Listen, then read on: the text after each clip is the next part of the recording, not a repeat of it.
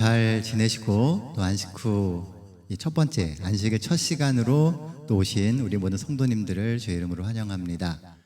자, 우리가 계속 생애빛 말씀을 지금 같이 보고 있습니다. 오늘은 생애빛 12장 의심을 극복하는 길이라고 하는 제목의 말씀입니다. 자, 오늘 우리가 다루고자 하는 주제는 의심이에요. 의심. 자, 여러분들은 신앙생활을 하시면서 하나님을 의심해 보신 적이 있으신가요?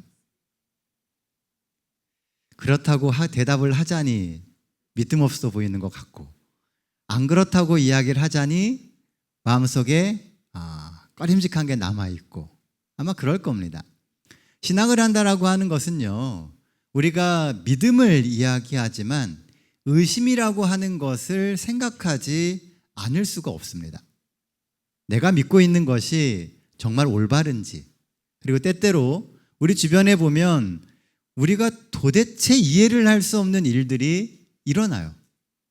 과연 저런 일에 하나님의 뜻이 정말 있는 것인가? 또 내가 믿고 있는 이 믿음의 길이 정말 맞는 것인가? 라고 하는 의문이 들 수밖에 없다는 겁니다. 그리고 인류의 역사를 보면 그런 의심의 시간들을 모든 믿는 사람들이 다 경험을 했습니다.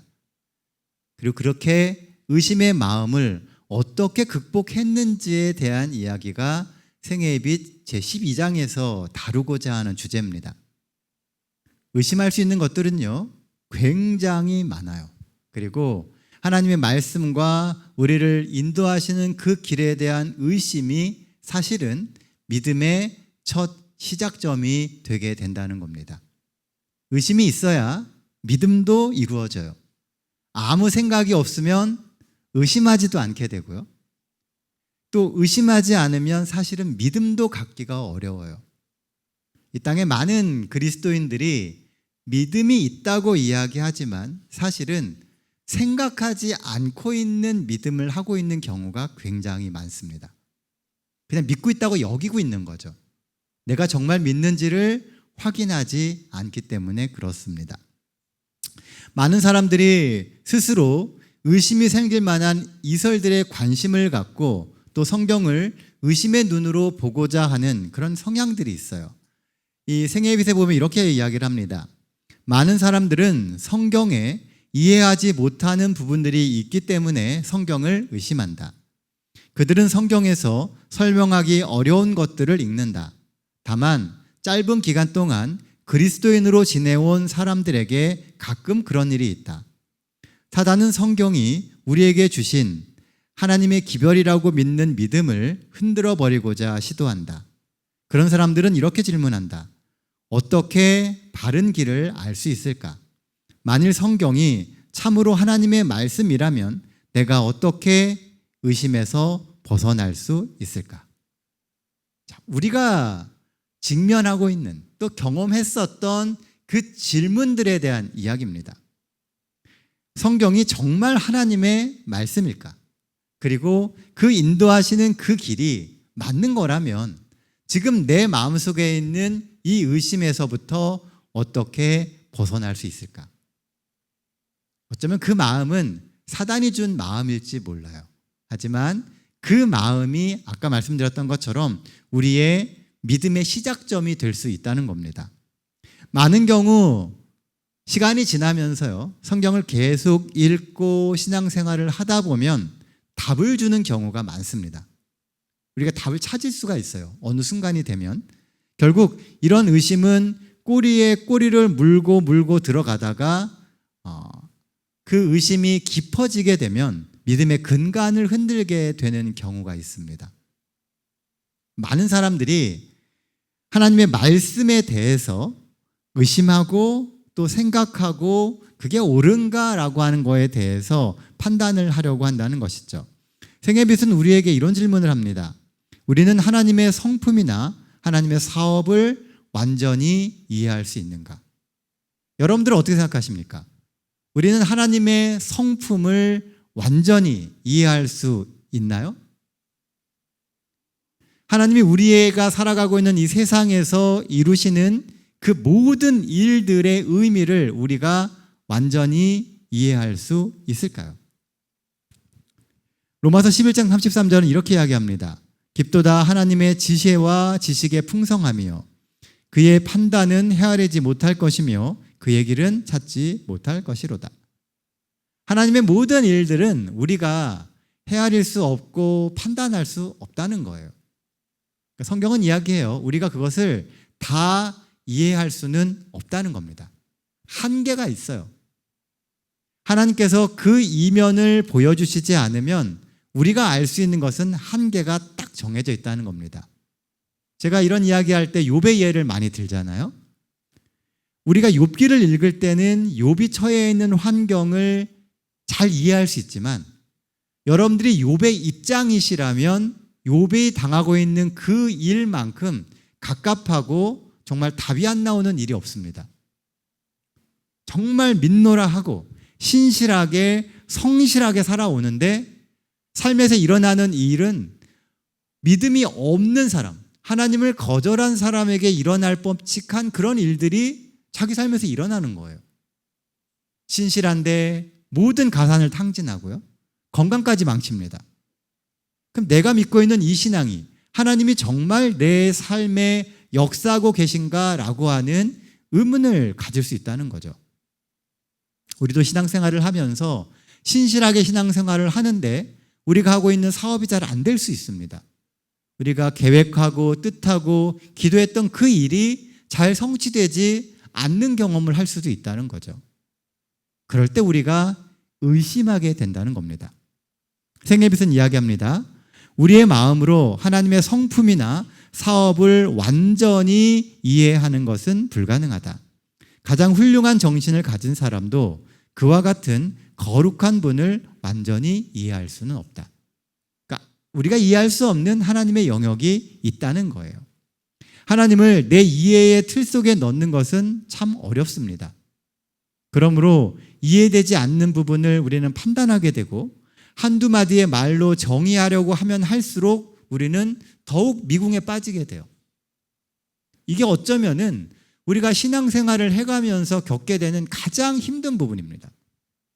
근데 하나님은 우리가 그런 경험을 하게 하신다는 거예요. 왜냐하면 그 경험을 통해서 우리가 믿고 있는 이 신앙이 얼마나 확실한지를 배워갈 수 있기 때문에 그렇습니다. 사단이 말하는 지혜의 탐구는 바로 이런 미궁으로 우리를 인도하는 유인의 덫이에요. 아담과 하와가 선악과를 딱 따먹었을 때 그 선악과를 통해서 얻게 된 게 뭐예요? 지식입니다. 선과 악을 아는 지식. 뭔가 대단한 것처럼 보이지 않습니까? 선을 판단할 수 있는 지식, 악을 알 수 있는 지식. 굉장히 대단한 것처럼 느껴져요.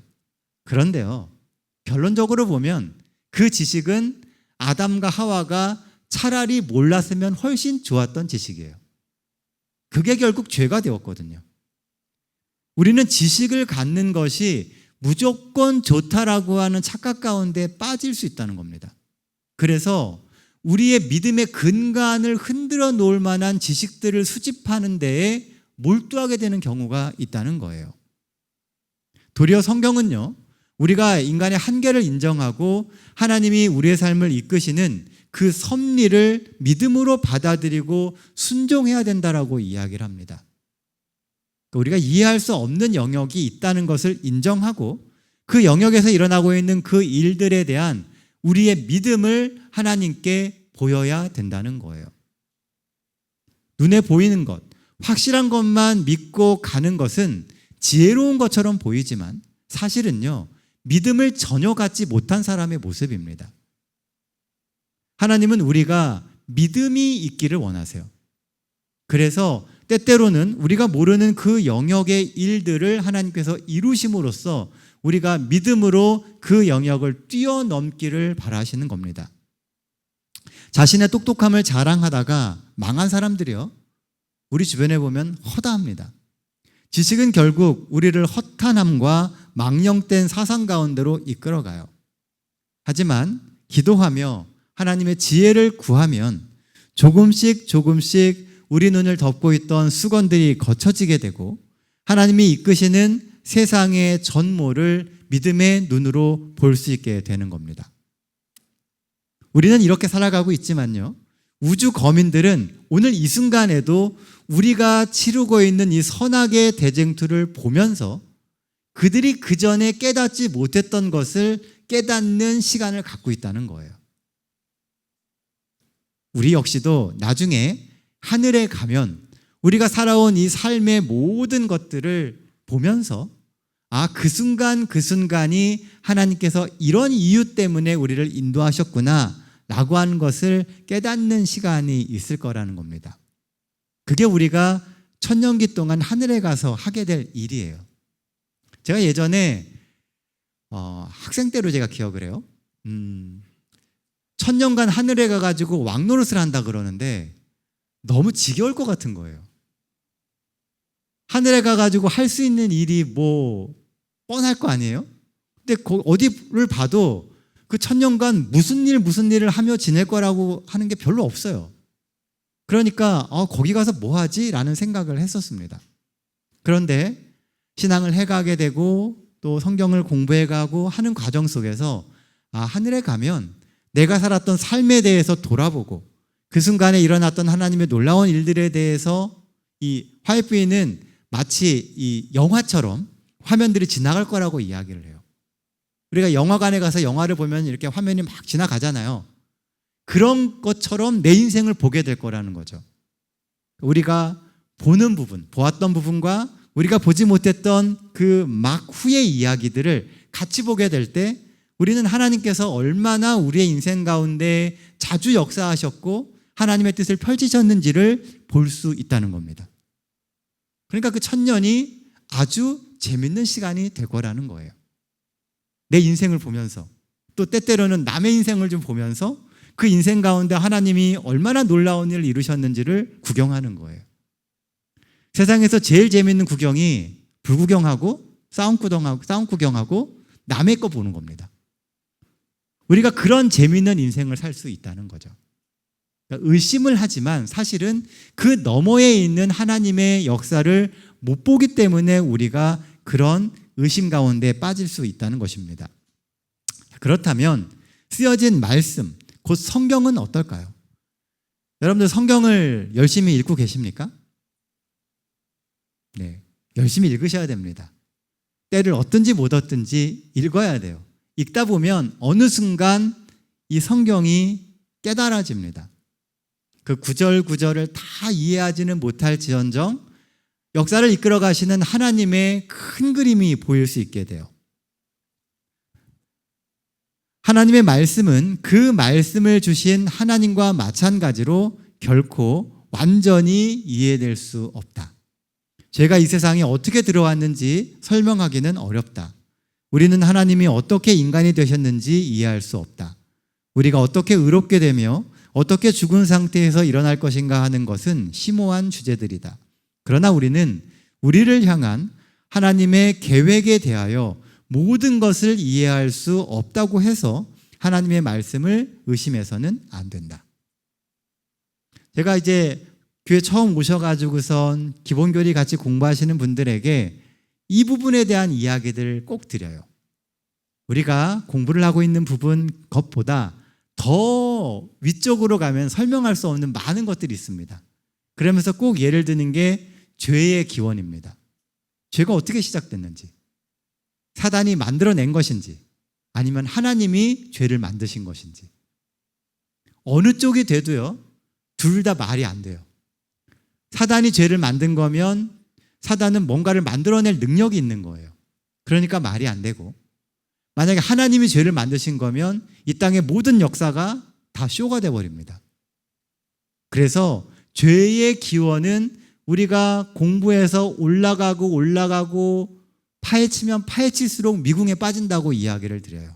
그래서 그냥 우리가 알 수 있는 부분까지만, 지구의 역사 가운데 있게 되는 그 죄의 시작에 대해서만 알고 넘어가자라고 이야기를 해요. 나중에 우리가 하늘에 가면 하나님께 이 부분에 대해서 물어보면 명확하게 설명을 해주실 거라고.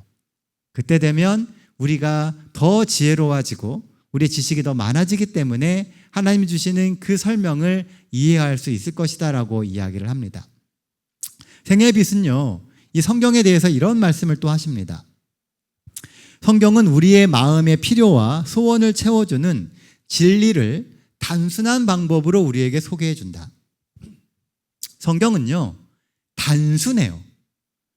우리는 성경이 두껍기 때문에 굉장히 복잡하다고 생각하거든요.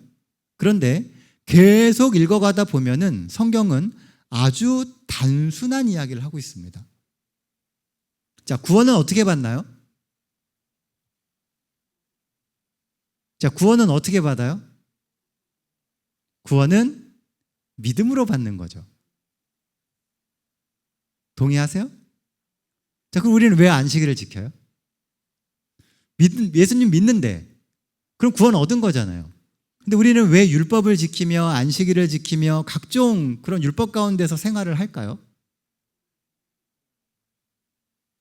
구원을 받았기 때문에. 이게 우리가 지금까지 배워온 정답이에요, 그게요. 근데 그 정답에 여러분들은 얼마나 심적으로 동의하세요? 제가 드리는 이야기가 좀 어렵나요? 그러니까 머리로는 우리가 그렇게 배워가지고 다 그게 정답인 줄 알아요. 구원 받았으니까 우리는 안식일 지키고 이렇게 합니다라고 이야기를 해요. 그런데 마음 한구석에는 어딘가 좀 부담스러워요. 아니, 그냥 간단하게 구원 얻으면 되는 건데 왜 이렇게 우리의 삶을 좀 피곤하게 하실까? 우리가 지난 한 주간 그 대속죄일에 대한 이야기를 하고 그 다음에 조사심판에 대한 이야기를 했습니다. 사실 이 조사심판에 대한 이야기는요, 재림교인으로 살아가는데 굉장히 중요한 이야기예요. 왜냐하면 그 조사심판이 오늘 우리가 왜 그 율법 가운데서 살아가야 되는지에 대한 답을 주기 때문에 그렇습니다. 우리가 이제 그런 부분들에 대해서는 잘 다루지를 않아요. 그리고 잘 다루지 않아 왔었고, 그러다 보니까 그런 부분들이 우리로 하여금 부담을 가지게 하는 겁니다. 사실은요, 하나님 주신 그 율법이 죄악된 세상 가운데서 우리가 죄악으로부터 최대한 구분되어서 그나마 거룩을 유지하며 살 수 있도록 지켜주는 최후의 보루예요. 하늘에서는 열심히 지금 우리를 인치는 작업을 하고 계십니다. 예수님께서.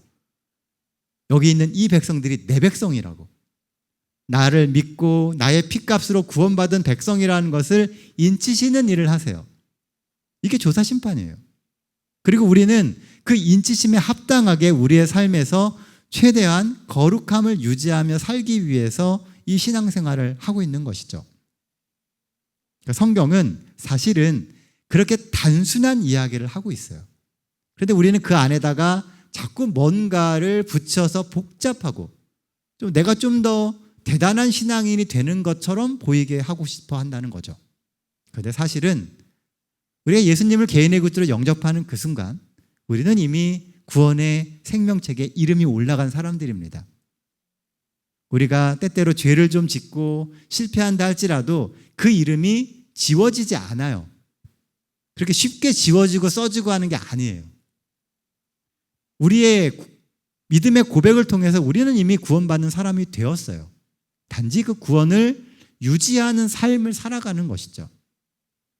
최종적으로 결론이 나는 것은 예수님이 재림하시는 그 순간에 결론이 나는 거예요. 우리의 구원은 확실해요.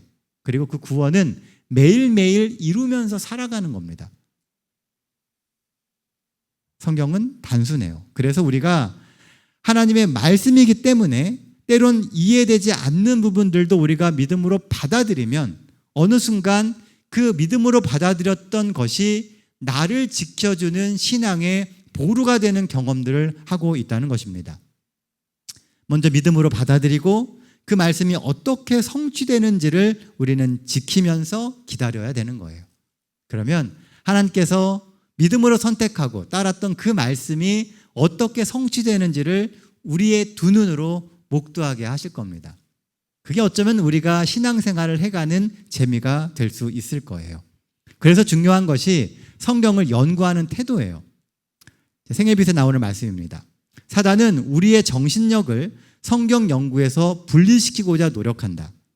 어떤 사람은 성경이 말하는 바를 설명할 수 있게 될 때에 자고해진다. 그리고 그들은 자신들이 분명히 이해할 수 없는 부분을 만나게 되면 언짢게 생각한다. 그러니까 설명할 수 있을 때는 되게 교만해지고요. 내가 이거 안다고. 설명을 못하면 뭔가 기분이 안 좋아요. 그리고 그 부분에 대해서 부인하고 싶은 마음들이 든다는 겁니다. 하나님의 모든 말씀을 다 이해할 수 없다고 말할 때 그들은 초라하게 느낀다. 그들은 하나님께서 그들에게 진리를 보여주실 준비가 갖추어질 때까지 기다리기를 좋아하지 않는다. 그들 자신의 이해력으로 충분하다고 느낀다. 그리하여 그들이 어떤 부분을 이해할 수 없게 될 때 그들은 성경이 하나님께로부터 온 것이 아니라고 말한다. 오늘날 지식이 있다고 하는 사람들이 흔히 범하기 쉬운 그 오류에 대해서 지금 이야기를 하는 거예요. 아는 거는 내가 안다고 막 자랑을 하지만 모르는 부분에 대해서는 자꾸 부인하려고 한다는 거죠. 우리가 성경을 읽다 보면 아직까지 우리의 과학이나 우리의 능력으로 다 증명해내지 못하는 일들이 있어요. 그럼 우선 사람들은 어떻게 해요? 부인하고 본다는 거죠. 요거는 아닌 것 같아 라고 이야기하고 시작을 하려고 한다는 거예요. 그런데 시간이 지나서 과학이 발전하고 인류의 어떤 역사에 새로운 발견을 하게 될 때 비로소 그걸 인정합니다. 어떤 사람은 이미 오래전부터 그것을 믿고 믿음으로 누리면서 살아왔는데 그걸 부인했던 사람들은 한참 후에나 그거를 인정할 수 있게 된다는 거예요. 그러면서 그 마음 가운데에 이미 누렸어야 될 하나님이 주시는 복을 누리지 못한 그 안타까움을 갖고 살아갈 수밖에 없다는 겁니다. 어떻게 우리가 성경을 대하고 하나님을 앞에 나아가느냐에 따라서 우리의 믿음은 천차만별의 차이가 생길 수 있어요. 그리스도인으로서 살아가는 삶의 신앙의 범위도 그만큼 차이가 날 수 있게 된다는 겁니다. 겸손히 나를 비우고 그 빈자리에 하나님을 채워나갈 때 하나님이 성경을 통해서 우리에게 말씀하시고 우리로 하여금 깨닫게 하실 것입니다. 그렇다면 성경을 완전히 이해할 수 있는 길은 무엇인가? 오직 성령으로부터 통해서 오는 빛을 통해서만 우리는 이해할 수 있습니다. 그래서 사람들에게 진리의 성령이 오시면 그가 너희를 모든 진리 가운데로 인도하시리니 내 것을 가지고 너희에게 알게 하겠습니다 라고 예수님께서는 약속을 하셨어요. 성령의 도움이 필요한 거예요. 마지막 시대가 되면 우리에게 누가 임하신다 그래요? 늦은비 성령이 임하신다고 합니다. 왜 늦은비 성령이 임하셔야 되느냐? 그 전에 깨닫지 못했던 것들을 깨닫게 하기 위해서예요.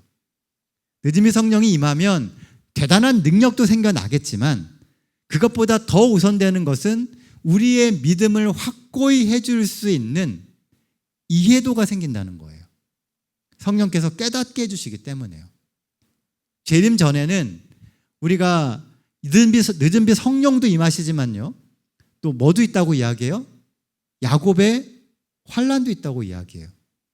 아주 엄청난 환난도 있을 거라고 이야기합니다. 그 환난을 이길 수 있는 힘이 어디서 나오냐 하면 늦은비 성령에서 나오는 거예요. 그 환난에 흔들리지 않아요.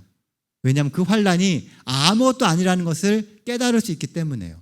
그래서 그 야곱의 환난 때에 하나님께서 이루시는 놀라운 역사들을 도리어 경험합니다. 우리를 핍박하는 그 사람들로부터 하나님이 우리를 어떻게 보호하시는지 경험하게 되고요. 정말 칼이 지푸라기로 변하는 그런 경험, 그런 상징적인 그런 일들이 우리의 삶 속에서 성취되는 것들을 경험하게 된다는 거예요. 그걸 깨닫게 해주는 힘이 성령으로부터 나옵니다. 그리고 그렇게 늦은비 성령이 임하시면 같은 성경을 읽을 때 그 성경이 나에게 주는 그 빛이 달라지게 되는 거예요. 그러니까 믿음이 더 돈독해지게 되죠. 그리고 그런 눈으로 하나님을 바라보게 될 때 하나님을 예전보다 조금 더 많이 이해할 수 있게 되는 것입니다. 그것이 우리의 믿음의 성장이고 믿는 자들이 앞으로 살아가게 될 그리스도인의 길의 모습인 거예요. 그러니 지금 혹 우리가 좀 부족하고 지식이 모자란다 할지라도 결코 좌절할 필요가 없습니다. 하나님 우리를 지혜롭게 하실 거고 우리의 눈을 밝혀주실 것이고 우리가 걸어가는 이 믿음의 길에 하나님께서 어떻게 역사하시는지를 확실하게 보여주실 거예요. 그러니 아무 걱정하지 마시고 기도로써 믿음으로 구할 수 있는 우리 모든 성도님들 되시기를 간절히 바랍니다. 자, 의심하지 않고 성경을 연구할 수 있는 방법은 무엇인가? 한마디로 말씀드리면 생각을 하나님께 고정하는 거예요.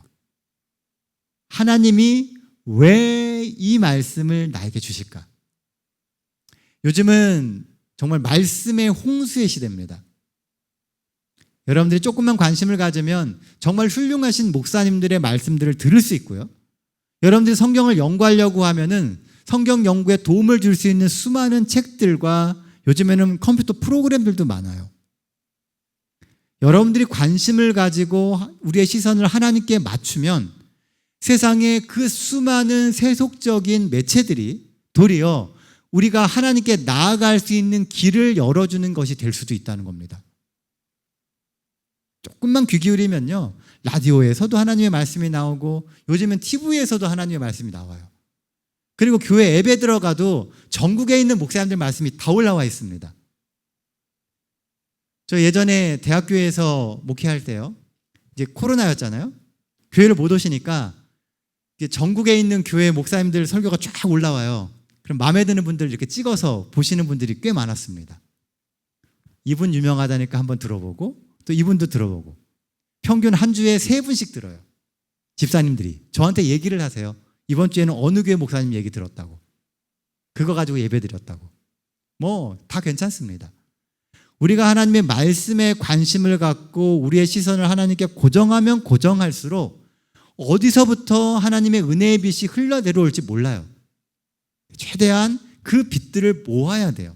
그래서 우리 속에 하나님의 말씀의 풍성함을 채우게 될 때 비로소 정말 위기의 순간에 그 말씀이 나를 지켜주는 힘이 될 수 있습니다.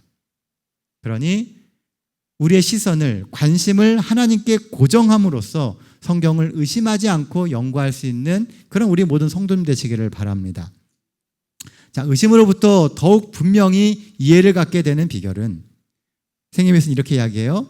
우리는 우리가 이해하지 못하는 것에 대하여 의심하고 흠을 찾아서는 안 된다.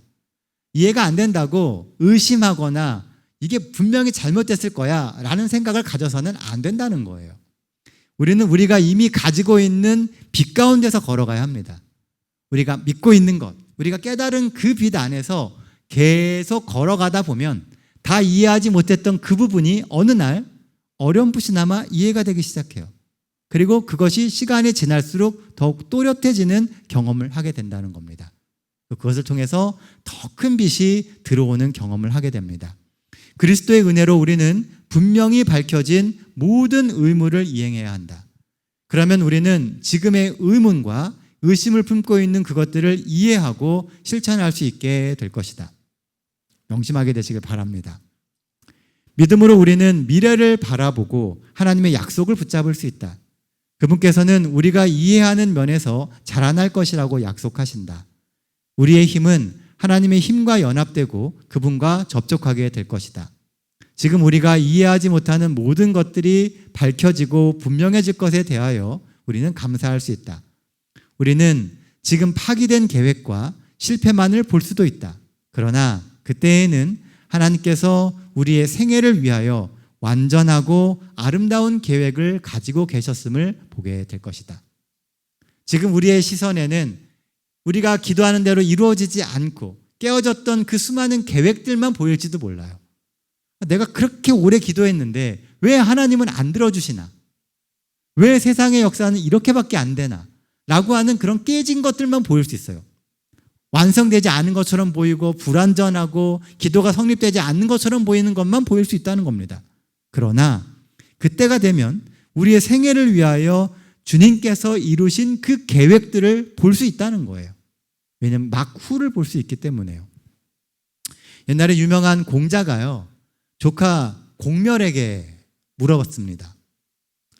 벼슬을 해서 얻은 것은 무엇이고 잃은 것은 무엇이냐라고 물었어요. 네가 이제 벼슬을 하게 됐는데 벼슬을 해보니까 얻은 것은 무엇이고 잃은 것은 무엇이냐라고 물어본 거죠. 그랬더니 그 공멸이 이렇게 답했습니다. 제가 생각할 때 얻은 것은 없고 잃은 것만 세 가지가 있습니다. 첫 번째, 일이 많아서 더 이상 공부를 하지 못했고, 두 번째는 녹봉이 적어서 친척을 돌볼 수가 없습니다. 세 번째는 공무가 다급하여 친구들과의 관계가 소원해졌습니다. 들어보니 그럴듯해요.